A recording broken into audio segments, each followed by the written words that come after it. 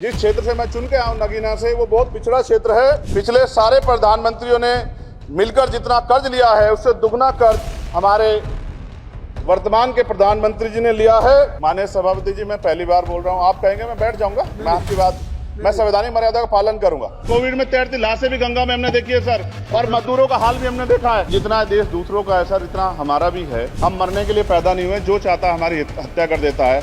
मूछे रखने पे, घोड़ी पे बैठने पे, मटकी छूने पे हमारी हत्या हो रही है। क्या बदला है सर 70 साल बाद भी?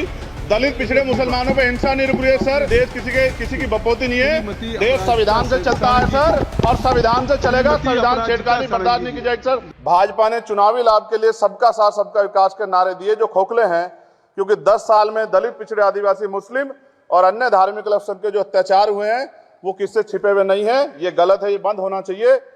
सभापति महोदय जी, महामहिम राष्ट्रपति जी के भाषण में निजी क्षेत्रों में SC, ST, OBC को रिजर्वेशन देने का कोई उल्लेख नहीं हुआ है, जो कि आज चर्चा का विषय, क्योंकि 98% प्राइवेट सेक्टर है, 2% सरकारी सेक्टर है, तो 98% प्राइवेट सेक्टर में भी हमारी हिस्सेदारी की बात होनी चाहिए। माननीय सभापति जी, आशा कार्यकर्ताओं, आंगनबाड़ी वर्करों, भोजन माताओं के वेतन वृद्धि पे भी कोई उल्लेख नहीं हुआ है, वो भी अभी नंगे, उन पर भी सोचना पड़ेगा।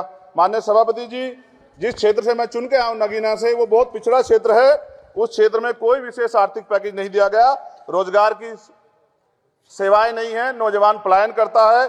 IIT, IIM, एम्स, केंद्रीय विद्यालय आदि शिक्षा में और चिकित्सा संस्थानों की स्थापना होनी चाहिए, जो कि नहीं है। और माननीय सभापति जी, मानसून सत्र आ गया है, मेरा क्षेत्र बाढ़ से बहुत प्रभावित है, इसलिए मैं आपसे आग्रह करूंगा कि वहां के लोगों को बाढ़ से निजात दिलाई जाए।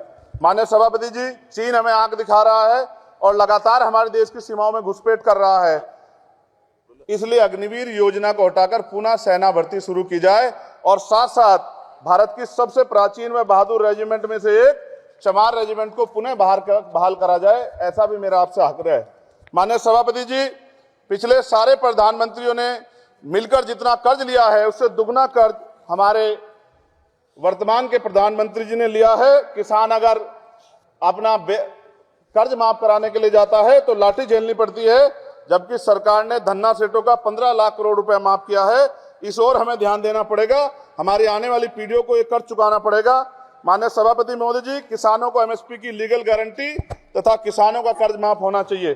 साथ साथ 2 अप्रैल 2018 को SC, ST के बच्चों पे बहुत बड़े पैमाने पे मुकदमे लगे थे, वो हमारी लड़ाई सही थी, ये सुप्रीम कोर्ट ने माना और बाद में सरकार ने माना, वो मुकदमे तुरंत वापिस होने चाहिए।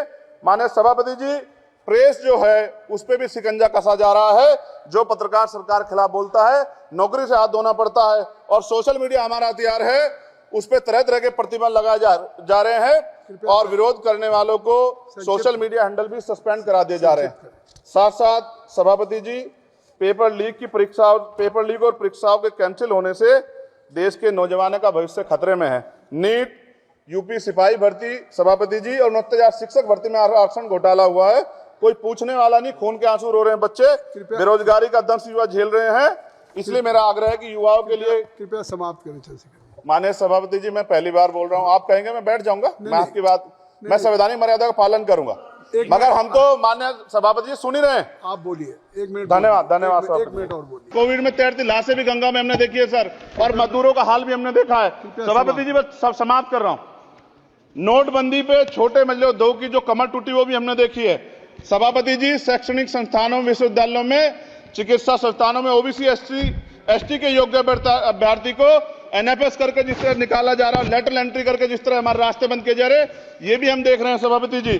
साथ साथ मेरा ये कहना है सर, ये सबका इशू है कि प्राइवेट कर्मचारी सर और सरकारी भी कई जगह पे 8 से ज्यादा घंटों से काम करते हैं, और उनको जो सर उचित वेतन भी नहीं मिलता, तो न्यूनतम वेतन 20,000 रुपए तय हो, और 24 घंटे की ड्यूटी। उदाहरण के तौर पे यूपी पुलिस सर बहुत पूरा काम करते हैं वो लोग, वो राज्य के विषय हैं। आप सर मैं आपके राज्य सरकार के लिए भी आपके संज्ञान में डाल रहा हूं। विषय सर पुलिस सब जगह है सर, लेकिन सवाल ये है सर, बहुत पसीना बातें हैं, 8 घंटे की ड्यूटी और वेतन विसंगति, वोटर स्कीम से उनको जो बाहर किया जाए।